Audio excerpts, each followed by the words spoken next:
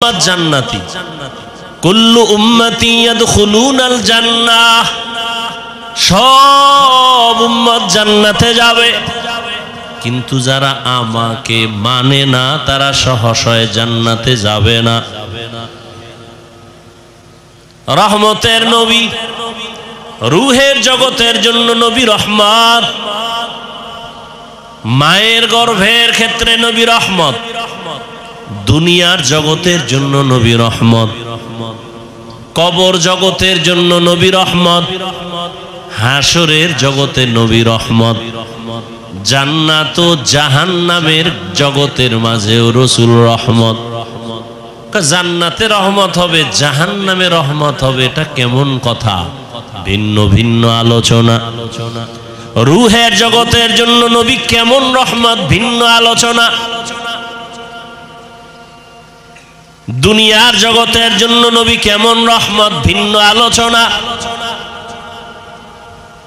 কবর জগতের জন্য নবী কেমন রহমত, ভিন্ন আলোচনা। হাসর জগতের জন্য কেমন রহমত আমার নবী, ভিন্ন আলোচনা।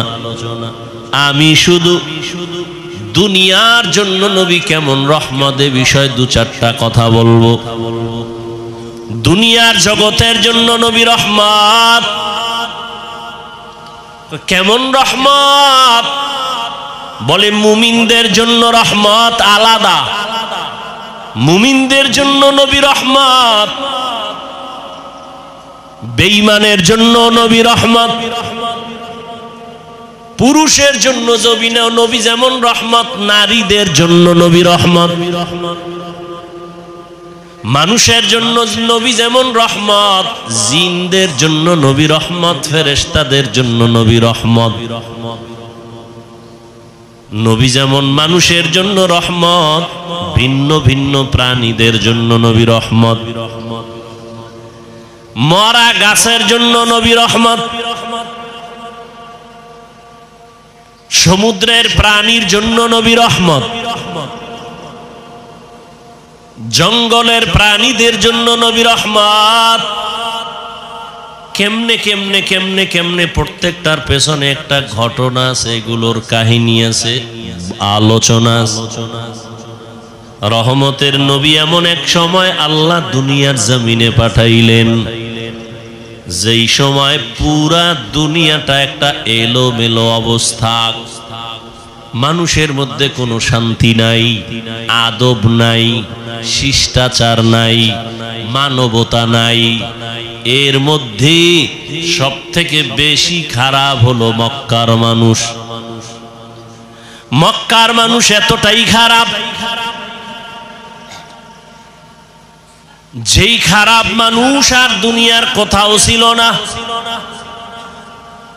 চরিত্রহীন, এত খারাপ। আল্লাহর ঘর বাইতুল্লাহ, নারী আর পুরুষেরা উলঙ্গ হয়ে তাওয়াফ করে। মক্কার মানুষ এতটাই খারাপ, নারীদের তারা সমাজে পছন্দ করে না, কন্যাদের পছন্দ করে না।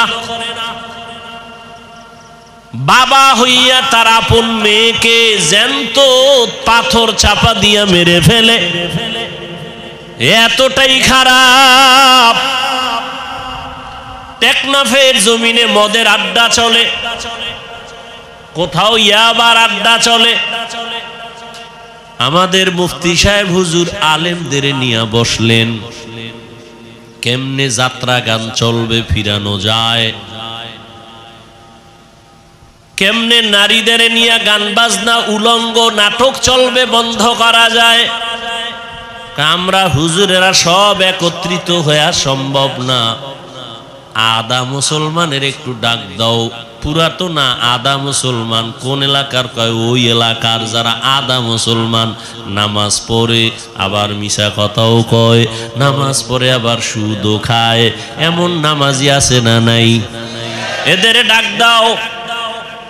2-4-5 জন গণ্যমান্য আধা নামাজিরে ডাকলো। ডাকার পরে কয়, ভাই তোমগে এলাকার ভিতরে মদের আড্ডা চলে, কি করা যায়? কয় হুজুর আপনি যাইয়েন না, আমরা গিয়ে দেখি কি অবস্থা। মোটামুটি আমরা একটা ধারণা নিয়ে আসি। ফাইনাল আপনার পরিবেশ যদি থাকে আমরা আপনাকে নিবে, আর আগে নেওয়া যাবে না। হুজুর যদি ডাইরেক্ট এসে যায় নারীদের আড্ডায়, নারীদের নাচ গানের প্যান্ডেলে, মানুষ বলবে এত বড় হুজুর কেমনে আসলো, লজ্জা কি নাই? ঠিক নি? কেমনে আসলো এই বেহায়া নারীদের আড্ডাখানায়? কিন্তু আমার আল্লাহ পাকের নিজাম, সারা দুনিয়ার মানুষগুলো মুরব্বি হারা, মানবতা নাই, ব্যবহার ভালো নাই, চরিত্র ভালো নাই। মক্কার মানুষ আরো খারাপ। কোন ভালো হুজুর, ভালো আলেম খারাপ জায়গায় প্রথমে যায় না, মানুষ খারাপ বলে, বলে না? বলে না? আমার আল্লাহ, আমার নবী কেমন পবিত্র, কোনো তুলনা নাই, কিন্তু তারে আল্লাহ এমন জায়গায় পাঠাইলেন যেই জায়গার মানুষ পুরা দুনিয়ার মধ্যে চূড়ান্ত খারাপ। দেখছেন নি কারবা? দুনিয়ার মধ্যে চূড়ান্ত খারাপ যেই মানুষগুলো, সেখানে আপনার আমার পবিত্র নবীকে পাঠাইলেন।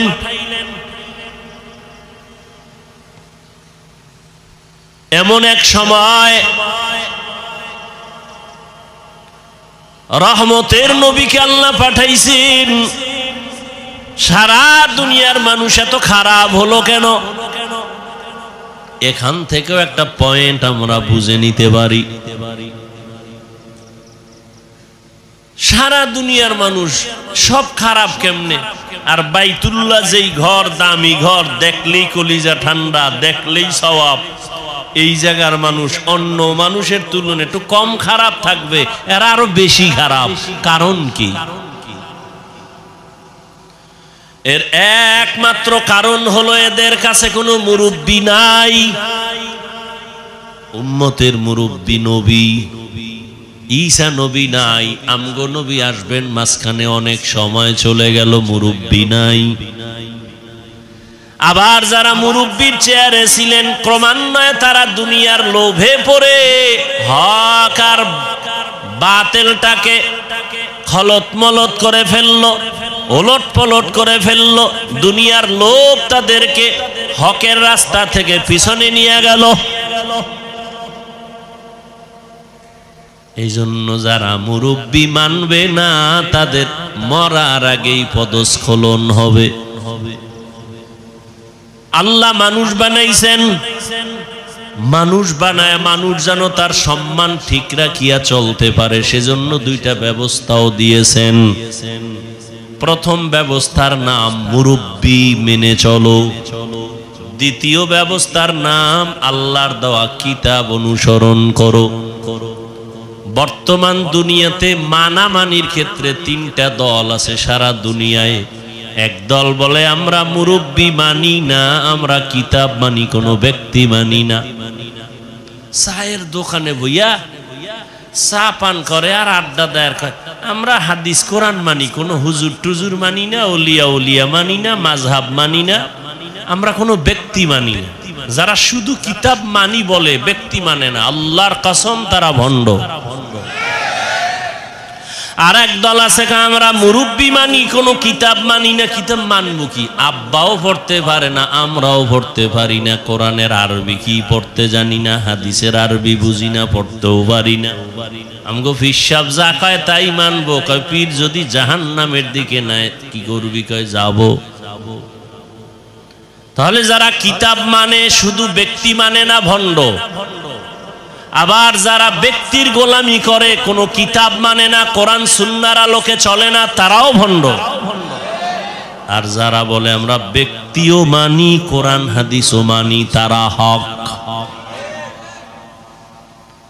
কারণ ব্যক্তি ছাড়া কোরআন হাদিস বোঝা যাবে না। তবে ব্যক্তিকে আল্লাহকে আমি সিলেকশন করে দিলাম, পরীক্ষা দিবি ছাত্র, পরীক্ষায় পাশ করার জন্য তোকে গাইড দেওয়া লাগবে, তাও আমি দিয়ে দিলাম। আল্লাহ বলেন গাইডের নাম কোরআন। গাইড বুঝো না, বুঝাইয়া দেওয়ার জন্য কোচিং মাস্টার লাগবে, কোচিং প্রাইভেট মাস্টার। এরা তোরে গাইড ধরে ধরে বুঝাবে, পরীক্ষার প্রশ্নগুলো দাগায় দিবে। আল্লাহ বলেন আমি গাইড দিলাম কোরআন, আর এই গাইডকে তোর কাছে বুঝাইয়া দেওয়ার জন্য আমি কোচিং মাস্টার বানাইলাম রাহমাতুল লিল আলামিন। যদি তুই নিজে নিজে গাইড পড়ো আগাইতে পারবি না, কোনো না কোনো এক জায়গায় আটকায়া যাবি, ফেল। 10 সাবজেক্টের মধ্যে বান্দা তুমি সবটায় যদি 100 করে পাও, একটায় যদি তুমি 20 পাও, তুমি পুরাটাই ফেল। 10টা সাবজেক্টের ভিতরে প্রত্যেকটায় যদি তোমার 100 নাম্বার দরকার নাই, 50 দরকার নাই, 33 করে যদি তুমি সবগুলোতে সমানভাবে পাও, তুমি পাস।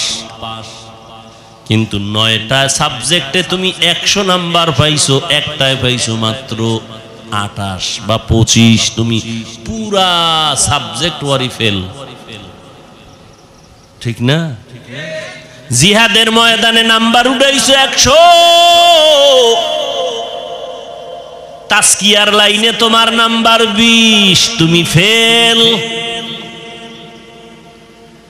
তাসকিয়ায় নফসের লাইনে তোমার নাম্বার 100, জিহাদের ময়দানে তোমার নাম্বার 20, তুমি ফেল। আমার রসুলের প্রত্যেকটা কাজের ক্ষেত্রে তোমার অন্তর দিয়া দাও, জান মাল কোরবান করে 100 নাম্বার উঠাও, তুমি পাস। রহমতের নবী বিদায় বেলা চলে গেলেন। এই উম্মত কিয়ামত পর্যন্ত আর একটা সেকেন্ডের জন্য নবীকে পাবে কি? টেকনাফে নবী আইবেননি, মাঝে মাঝে আসবেন। আবু বকর, ওমর, ওসমান, আলী, কোন সাহাবায়ে কেরাম আসবেন রাদিয়াল্লাহু আনহুম আজমাইন, আসবেন। আবু হানিফা, ইমাম বুখারী, ইমাম মুসলিম, ইমাম তিরমিজি আসবেন। বড় পীর আব্দুল কাদের জিলানী আসবেন। আমগো কাম কি? আমরা তো জান্নাতে যাব না ইনশাআল্লাহ। এখন জান্নাতে যে যাব, পথ কই, ঠিকানা কই? ঠিকানা লাগবে না? ঠিকানা আছে কোরআন হাদিসে। কোথায়? এখন আপনি কোরআনের আরবিও বুঝেন না, হাদিসেরও আরবি বুঝেন না, আপনার উপায় কি? একটাই মাত্র পথ। আল্লাহর নবী বলেন আমি বিদায় হয়ে গেল, আমি 2টা জিনিস তোমাদের মাঝে রেখে গেলাম, দইরা রাখলে ঈমানও যাবে না, সম্মানও যাবে না। ঈমানও যাবে না, সম্মানও যাবে না। খেয়াল করেন, এই উঠা বসা করেন কেন ভাই? লড়াচড়া করেন কেন? কারো জ্যৈষ্ঠ মাস, কারো সর্বনাশ। ভালো করে বুঝার চেষ্টা করেন, খুব সাবধান। কিয়ামত পর্যন্ত কেউ আসবেন না, নবী আসবেন না, সাহাবায়ে কেরাম আসবেন না। জান্নাতে তো যেতে চাই, ঠিকানা কোরআন হাদিসে কিন্তু পড়তেও পারি না, কপাল খারাপ। হাদিসের আরবি বুঝি না, ব্যাখ্যা তো পরের কথা। কোরআনের তরজমা বুঝি না, ব্যাখ্যা পরের কথা।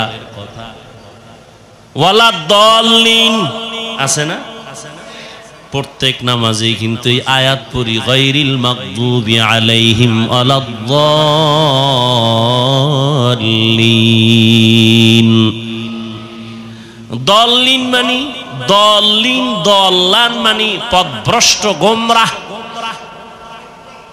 কি বুঝেননি? গোমরা বুঝেন তো ভাই? কথা বলেন। গোমরা, পথভ্রষ্ট, দল্লিন। আচ্ছা, আপনি তো এই তর্জমাটা শিখে ফেলছেন। দল্লিন, দল্লান মানে গোমরা। এই তর্জমা সব জায়গায় যদি করেন, দেখেন তো, ওয়াদ-দুহা ওয়াল-লাইলি ইযা সাজা মা ওয়াদ্দা'আকা রাব্বুকা ওয়া মা ক্বালা ওয়ালাল আখিরাতু খায়রুল লাকা মিনাল উলা ওয়ালা সাওফা ইউতিকা রাব্বুকা ফাতারদা আলাম ইয়াজিদিকা ইয়াতীমান ফাআওয়া। এরপরের আয়াতটা যারা পারেন পড়েন, ওয়া ওয়াজাদাকা দাল্লান ফাহাদা। আল্লাহ নবীর শানে আয়াতগুলো বলছেন। দল্লান পইরে আসছেন, দল্লিন মানে গোমরা। নবীরে বলবেন, আল্লাহ বলছেন নবী আপনি গোমরা, আপনি পথভ্রষ্ট, আমি আপনাকে হেদায়েত দিছি। রসুলের শানে এই কথা বলে বেয়াদবি না? কথা বলেন না কেন? আপনি তো বাংলা তর্জমা শিখছেন, আপনি তো বলবেন নবীও গোমরা।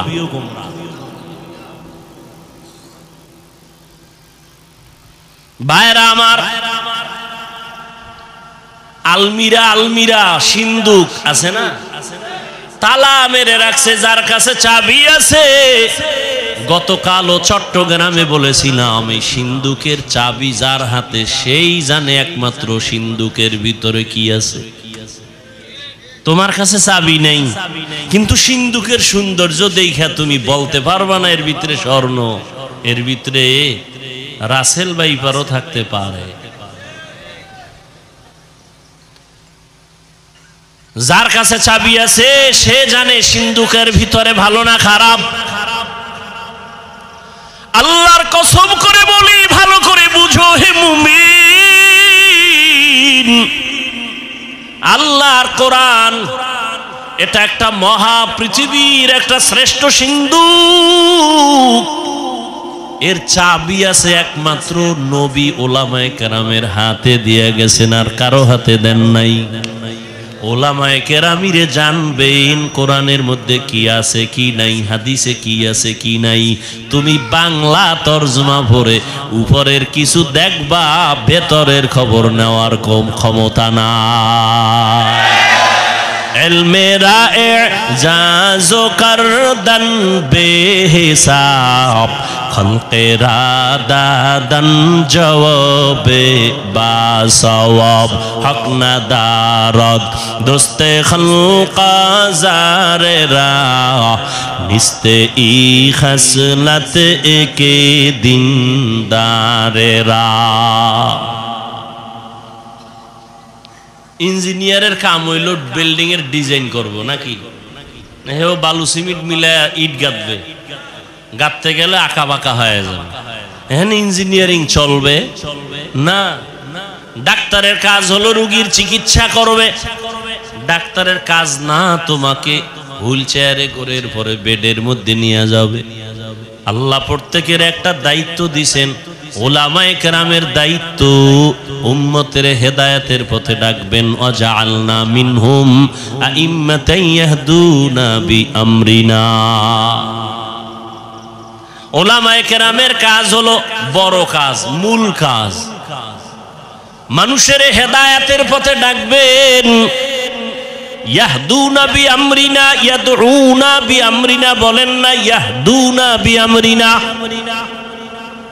ওলামায়ে কেরাম তার মূল কাজ মানুষকে আল্লাহর সাথে সম্পর্ক জড়ায় দিবেন। এটা আলেমের কাজ, এই কাজ ডাক্তার পারে না, এই কাজ ইঞ্জিনিয়ার পারে না, এই কাজ কোনো ব্যবসায়ী পারবে না, এই কাজ কোনো প্রফেসর পারবে না, এই কাজ কোনো ডাক্তার পারবে না। ডাক্তার যদি আমি আলেমের কাজটা নিতে যাই, আমি ইঞ্জিনিয়ারিং পড়ি নাই, আমি যদি একটা কাগজ কলম নিয়ে ডিজাইন করা শুরু করি, আউলা জাউলা হয়ে যাবে, সুন্দর হবে না। ওরে ডাক্তার যদি ইঞ্জিনিয়ারিং এর কাজটা না, ইঞ্জিনিয়ার যদি ডাক্তারের রোগী দেখার চেষ্টা করে, সব ওলট পালট হবে, অসুন্দর হবে, কোনোটার সীমানায় পৌঁছা যাবে না। আমি আলেমের কাজটা ডাক্তার যদি অভিজ্ঞতা না নিয়ে করা শুরু করে, উম্মতের ক্ষতি ছাড়া কোনো লাভ হবে না। কিন্তু কপাল খারাপ, ব্যবসা আমি আলেম না করলেও অন্যরা করতে পারবে না, পারবে না। চাকরি পারবে না, আমার কাজটা হেদায়াতের যে কাজ আল্লাহ দিছেন, এটা কি অন্য কেউ পারবে? এজন্য পাকিস্তানের মুফতি রশিদ আহমদ লুধিয়ানভি রহমাতুল্লাহ আলাইহি আহসানুল ফতুয়ায় লিখেছেন, আলেমের মূল কাজ মানুষকে হেদায়াতের পথে ঢাকা, এগুলো বাদ দিয়া ভিন্ন কাজ করা জায়েজ নাই, হারাম। এখন আমাকে স্লোগানে একটা কি ঢুকছে, আলেমরা পিছিয়ে থাকবে কেন? একটা মন্ত্রকে ঢুকাই দিছে ভিতরে, আলেমরা পিছিয়ে থাকবে কেন? আমি কই আলেম পিছিয়ে রইল কই? জানাজার ময়দানে আলেম সবার আগে, বিবাহের মজলিসে আলেমের সম্মান নিচে না উপরে? তো পিছিয়ে কই? বয়ানের প্যান্ডেলে আলেমের মর্যাদা কম না বেশি? এমপি সাহেব দেখলে কয় হুজুর দোয়া কইরেন, মন্ত্রী মহোদয় কয় হুজুর মোনাজাতটা আপনিই দেন। কেন মন্ত্রী আপনি পারেন না? আব্বাও দেন, আমিও বুঝি না, আপনিই দেন। তাহলে আলেম পিছনে, তোমাকে এই মন্ত্র কে শিখিয়েছে? আলেমরা পিছিয়ে থাকবে কেন? তার মানে ইমামতি বাদ দাও। কয় টাকা বাবা? কয় কি করবো? কয় ব্যবসা করো, চাকরি করো, ইমামতি বাদ দাও। তো আলেমরা ইমামতি বাদ দিলে গরু আইয়া ইমাম হবে?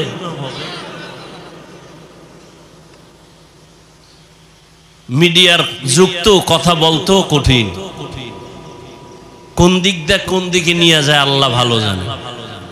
ছিদ্রান্বেষণকারীরা তো ওত পেতে আছে। আল্লাহ আমাকেও হেদায়াত দান করেন, আপনাদেরকেও হেদায়াত দান করেন। ভাইরা আমার, আল্লাহ কয় এই একজনে লাখ লাখ টাকা কামাই করে হারাম পথে, ও যা পায় তার থেকে 1000 গুণ বরকত। তুই ইমাম রে আমি 5000 টাকায় দিই, তোর কাছে পছন্দ লাগে না? একজনে 20 লাখ টাকা কামাই করে, 50 লাখ কামাই করিয়া না খাওয়ায় শান্তি, না বউ দিয়া শান্তি, সন্তান দিয়া শান্তি, সম্মান নাই, কিচ্ছু নাই। ও আল্লাহ, আপনি ছাড়া আর কোনো আমার ইলাহ নাই, কোনো রাজ্জাক নাই, কোনো মাহবুদ নাই, কোনো মাশুক নাই, কোনো মাহবুব নাই। আপনি আমার একমাত্র মালিক। ইজ্জত দেওয়ার মালিক আপনি ছাড়া আমার কেউ নাই, সম্মান দেওয়ার মালিক আল্লাহ আপনি ছাড়া কেউ নাই, রিজিক দেওয়ার মালিক আপনি ছাড়া আমার কেউ নাই। ও আল্লাহ, আমার সম্মান আপনি হেফাজত করেন, ইজ্জতের হেফাজত করেন, রিজিকের ব্যবস্থা করেন। ও আল্লাহ, মুসিবত থেকে হেফাজত করেন। এই নিয়তে জিকির করবেন, জিকির করবেন মোহাব্বত লাগাইয়া, কোনো তাবিজ লাগবে না। এটাই হলো মুসিবত থেকে হেফাজতের বড় তাবিজ। যে ইমাম সাহেবরা তাবিজ লেখেন, আপনারা আবার রাগ করেন না। যাগো তাবিজ লাগবে এরা তো দরজায় গিয়ে সিরিয়াল দিবেই। ভাইরা আমার, কি কথা জানি বলতেছিলাম, গেছে, ভুলে গেছে আধা মিনিটে। ওলামায়ে কেরাম, আল্লাহ পাক রব্বুল আলামিন বলে তাকায় দেখ, দুনিয়ার মানুষ কোটি টাকা কামাই করিও শান্তি নেই, তোরে 5000 টাকায় কেমন শান্তি দিছি জানোনি?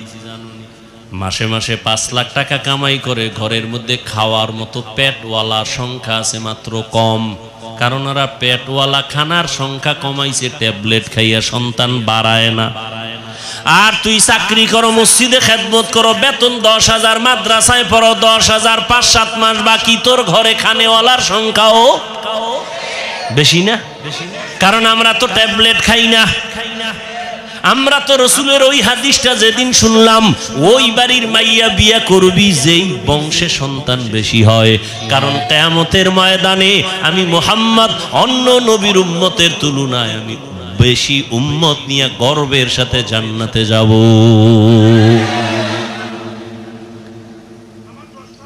ভাইরা আমার, কিন্তু কথা কেমনে বলি, বড় কঠিন।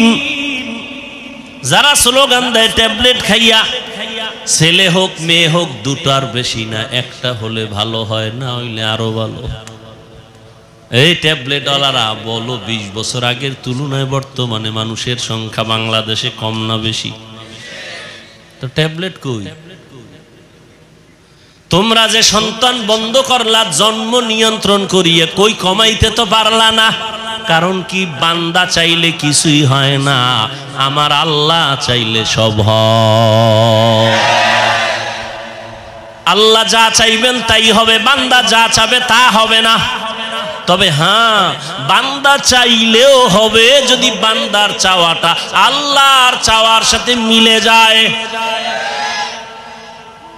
ভাইরা আমার, আল্লাহ পাক চাইছেন মানুষ বাড়াবেন। এখন বেঈমানের কথা কমাও কমাও, মানুষ কমাও কেন? দুইটা কথা, দুইটা স্লোগান কারা, মানুষ বেশি হলে থাকবে কই, খাবে কি? এই স্লোগান দুইটা। আল্লাহ কয় দোনোটার চাবি আমার হাতে রাখছি। মানুষ কই থাকবে ব্যবস্থা আমি করব, মানুষ কি খাবে ব্যবস্থা আমি করব। মুরব্বীরা বলেন তো 1% জায়গা বুঝেন না? মুরব্বীরা বলেন না কেন? কয় শতাংশ? 1% জায়গায় যেই পরিমাণ ধান হইতো 20 বছর আগে, এখন কম না বেশি? বাড়াইছে সরকার। আপনার আব্বা কে বাড়াইছেন? আগে 10টা পেয়ারা খাইলো জিব্বায় টের পায় না কি খাইছি, আর এখন 1টা কেজি পেয়ারা একজনে খাওয়া যায় না। এই খানার বরকত কে দিছে? ওয়াতারযুকু মান তাশাউ বিগাইরি হিসাব।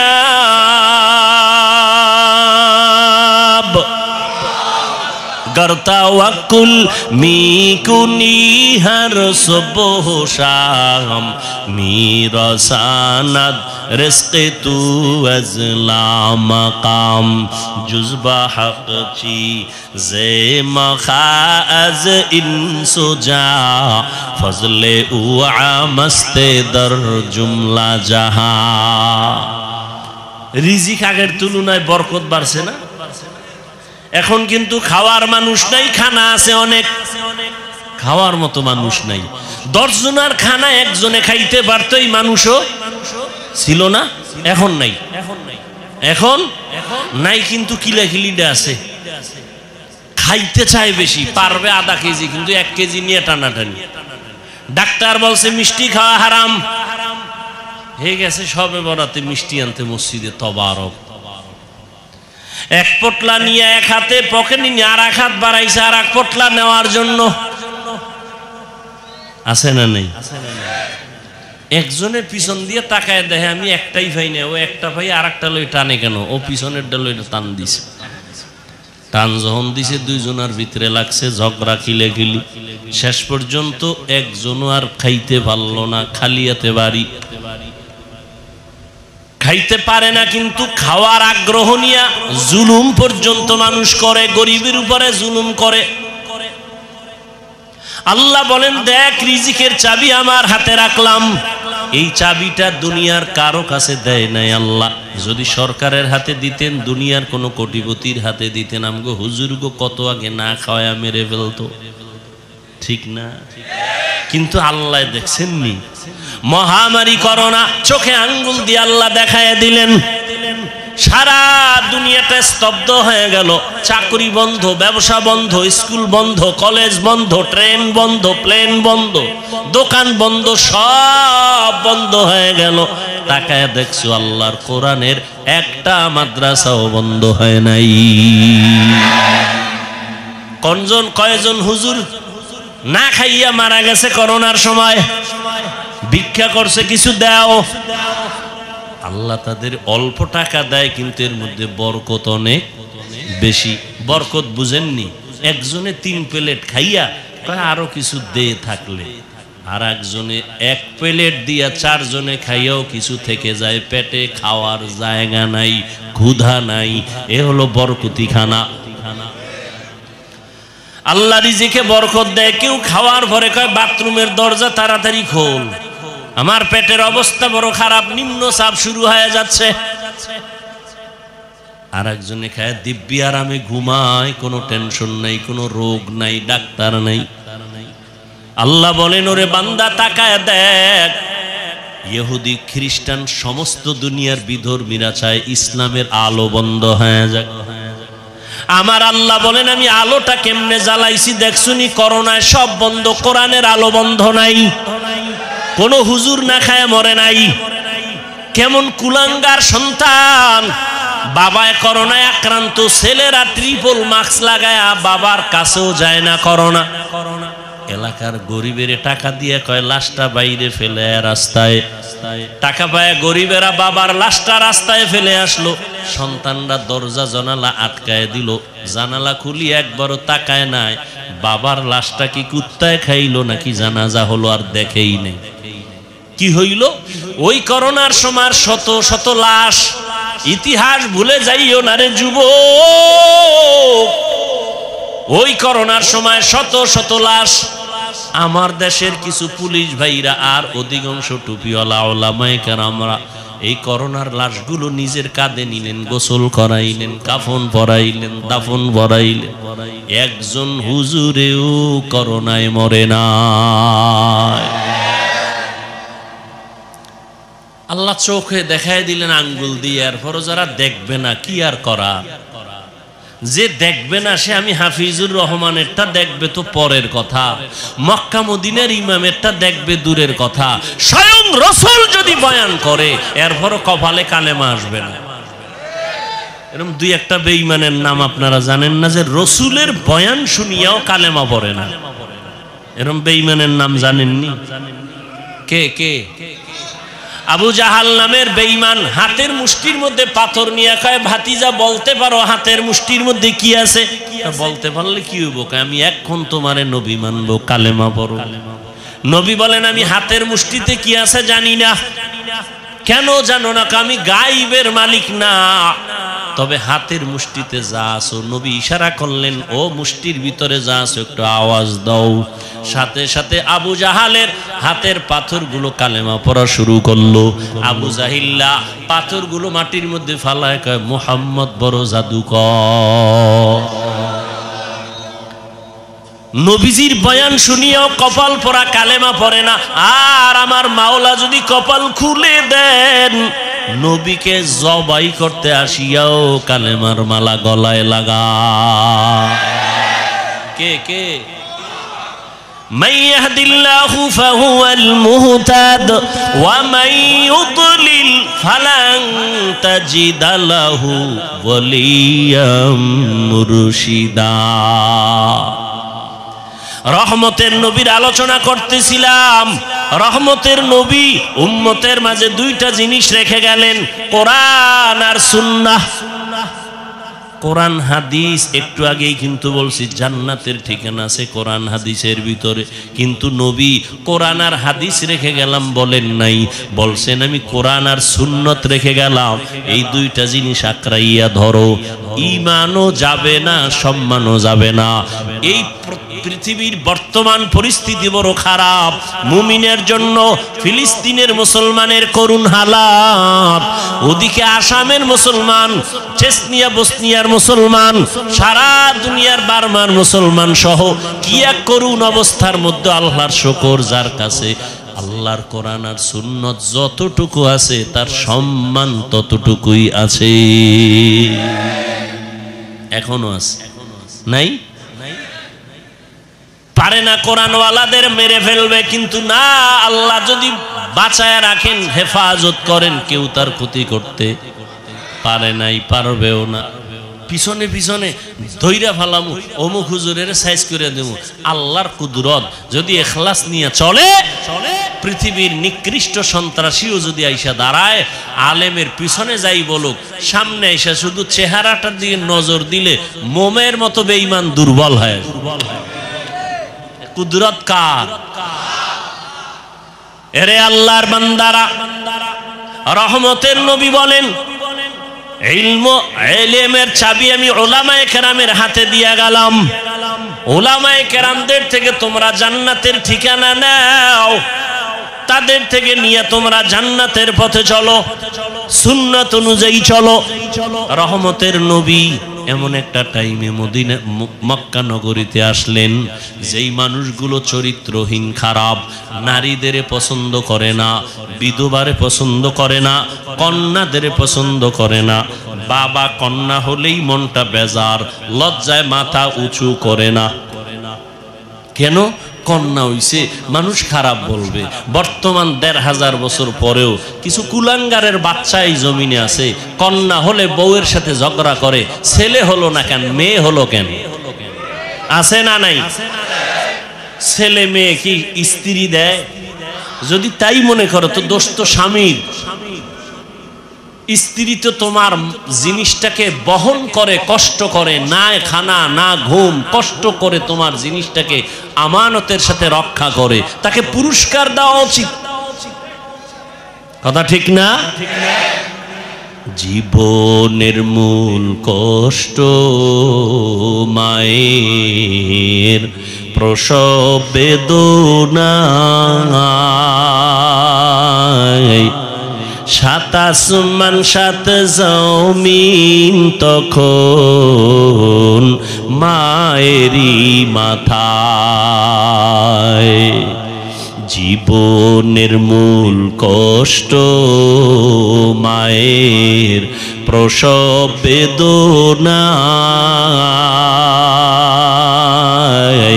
সাত আসমান সাত জমিন তখন মায়েরই মাথায়।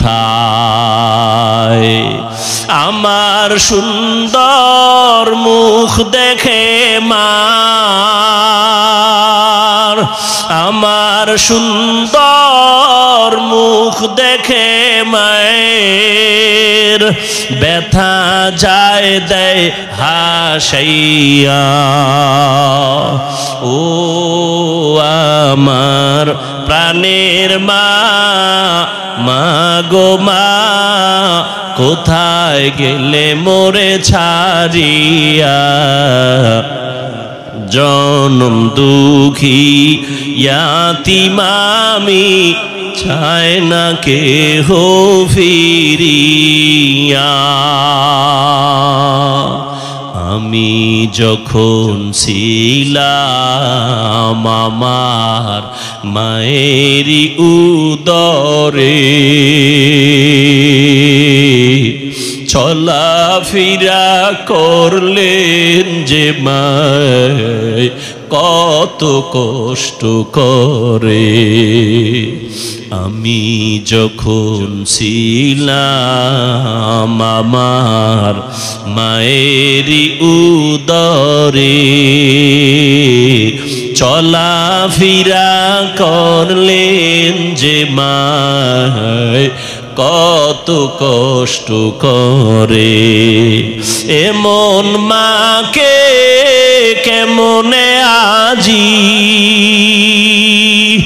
এমন মাকে কেমনে আজি যাব আমি ভুলিয়া।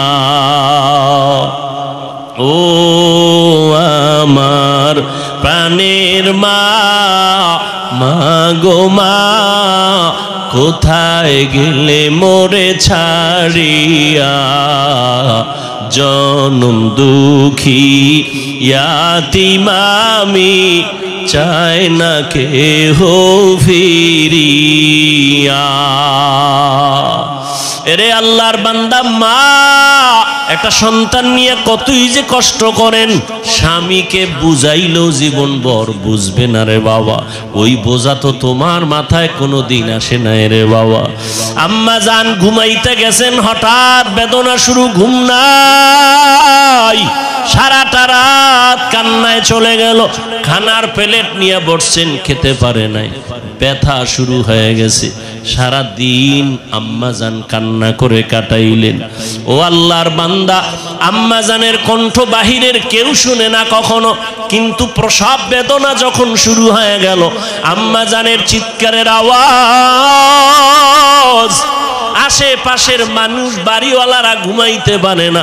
মহিলা ঘরের মধ্যে কখনো কণ্ঠের আওয়াজ শুনি নাই, কিন্তু এখন চিল্লায় কেন রাত্র 12টার ভোরে? খবর নিয়ে দেখে বাচ্চার প্রসব বেদনা শুরু হয়ে গেছে। আম্মা জানের মনটা এতই যে দুর্বল, মনে হয় যেন মরিয়াই যাবে। এত চিৎকারের আওয়াজ। আমার দাদি, আমার নানি পাশে বসে আম্মাকে বুঝাইছে, থামাইতে পারে না। আম্মা জান এক পর্যায়ে নিরুপায় নিজেরে মনে করিয়া স্বামীকে ডাকছে, আমার বাবারে ডাকছে। আব্বা জানকে গোপনে ডাইকা আমার দাদি নানিরে কয়, চলে যাও, আমার স্বামীকে একটু কাছে আনো। আমার স্বামীকে কাছে আনলেন। আম্মা জান স্বামীর হাতটা ধইরা চোখের পানি ছেড়ে কাঁদে আর কয়, স্বামী, আমি আপনার ঘরে সংসার করতে গিয়ে কত বেয়াদবি করেছি, আপনার যেইভাবে খেদমত করা দরকার আমি করতে পারি নাই। দয়া করে আপনি আমার দাবিটা ছেড়ে দেন, আমাকে মাফ করে দেন। আব্বা জান বলে, বিবি তুমি এমন কেন করো? বলে, আমার মাথায় মনে হয় 7 আসমানের বোঝা চেপে আসছে, আমার মনে হয় মরণ, আমি মরিয়া যাব, আর দুনিয়ার সূর্য বুঝি দেখতে পারবো না, প্রসব বেদনা সহ্য করতে পারি না রে স্বামী। বাবা সান্ত্বনা দিয়া কয়, ধৈর্য ধারণ করো, আমি আল্লাহর কাছে দোয়া করতেছি। দিনদার স্বামী গিয়া নামাজের মুসাল্লায় দাঁড়াইয়া একটা চিৎকার দিয়া কয়, রে মালিক, কুদরতের ক্ষমতা জাহের করে দাও, আমার স্ত্রী মরণাপন্ন অবস্থায় বাচ্চা প্রসবের বেদনা সহ্য করতে পারে না রে আল্লাহ, কুদরতের সাথে তুমি আসান করে দাও। ও আল্লাহর বান্দারা, ওই প্রসব বেদনায় মা যতটা কান্না করেছেন, যতটা কষ্ট করেছেন, তুমি আমি সারা জিন্দেগির কামাই রুজি আর চামড়া খুলিয়াও যদি মাকে জুতা বানায় দেই, কোনদিন মায়ের ঋণ আদায় করা কোনো সম্ভব হবে না। ও আল্লাহর বান্দারা, আমার মায়ার নবী এই মায়ের সম্মান বজায় রেখেছেন, কন্যাদের উপরে যেন জুলুম না হয়। ওই আরবের মুশরিক বেঈমানেরা ঘুরে আর কয়, মুহাম্মদের কপাল খারাপ, কারণ ওর ছেলে নাই, ওর আছে কন্যা, মরিয়া গেলে ওর ইজ্জত আর বংশ কে রক্ষা করবে? নবীর মনে কষ্ট, আল্লাহ পাক সান্ত্বনা দিলেন, ইন্না আতাইনা কাল কাউসার, ও নবী আপনাকে কাউসার দান করছি, টেনশন নাই। নবী খুশি হইয়া জাতির সামনে চিল্লায় বলতেছেন, ও দুনিয়াওয়ালারা, আমি কেমন আল্লাহর প্রিয় বান্দা জাননি, অথচ আমার একটা ছেলেও নাই, আমি 4 কন্যার বাবা। তোমরা কন্যাদের উপরে জুলুম করবা না, এ নিমক হারাম, ও কুলাঙ্গার, ছেলে হইলে খুশি, মেয়ে হইলে কষ্ট পাও, কি লাভ? 10টা ছেলে যদি হয় আর বাবার ইজ্জত নষ্ট করে, এই ছেলের কোনো দরকারই নাই। একটা মেয়ে যদি পাও, আল্লাহর শুকর আদায় করিও, 10টা সন্তানের উপকার একটা মেয়ের দ্বারা আল্লাহ ব্যবস্থা করে দিবেন। মেয়েরা বাবার জন্য যেই পাগল, হাজারো সন্তান বাবার জন্য ওই পাগল না, ওই মায়া অন্তরে রাখে না। যার কন্যা আছে সে ছাড়া বুঝানো যাবে না। মেয়েরা বাবার জন্য যে কত আসে, বাবা যদি একটু অসুস্থ হয়ে যায়, ছেলেরা বিরক্ত হয়, এত অসুস্থ, হসপিটালে কে নিবে? কিন্তু মেয়ে যখন শুনে, খানা বন্ধ করে দেয়, পাগলের মতো দৌড়ায়। বাবার অসুস্থ খবর পাইয়া বলে, আমি আর ঘরে থাকবো না। বাবায় কই? বলে হসপিটালে। কয় দৌড়াও। ওই মেয়েটা বাবার কাছে যায়, বাবা এত কষ্ট পাইও না, কাঁদিও না। একটা মেয়ে বাবার জন্য এতটাই ফেদা, এতটাই মায়া মোহাব্বত নিয়ে চলে। একটা মেয়ে চায় তার কলিজাটা কাইটা বাবার জন্য দিয়ে দিবে। ওই মেয়ে পাইয়া যারা খুশি না, তোমাদের কপাল বড় খারাপ। নবী বলেন, একটা কন্যা পাইছো, একটা জান্নাতের মালিক হয়ে গেছো। 2টা কন্যা পেয়েছো, 2টা জান্নাতের মালিক হয়ে গেছো। আমার মায়ার নবী ওই চরিত্রহীন মানুষগুলোর জমিনে আইসা আমার নবী তাদের আলিঙ্গন করলেন, বুকে লাগাইলেন। তোমার আমার মতো সি কইয়া বেনামাজিরে তাড়ায়া দেন নাই। আল্লাহর নবী ওরা গালি দেয়, নবী আরো কাছে যায়। ওরা লাত্তি দেওয়ার চেষ্টা করে, নবী আরো কাছে যায়। ওরা গালি দেয়, ওরা বদনাম করে, নবী প্রশংসা করে। ওরা জবান বন্ধ রাখে, বেজার হয়, নবী বারবার হাসি দেয়, আসো। নবী এমন ভাবে তাদের মোহব্বতের বন্ধনে আবদ্ধ করলেন। মাত্র 13 বছরের ব্যবধানে মক্কার মানুষগুলো এত দামি হয়ে গেল। নবী একটা বেতের বাড়িও দেন নাই, একটা গালিও দেন নাই। নবী চোখ গরম করে কারো দিকে তাকান নাই। নবী গালি শুনছেন কিন্তু জবাব দেন নাই। মাত্র 13 বছরের ব্যবধানে এই মক্কার চরিত্রহীন মানুষগুলো এত দামি হয়ে গেল।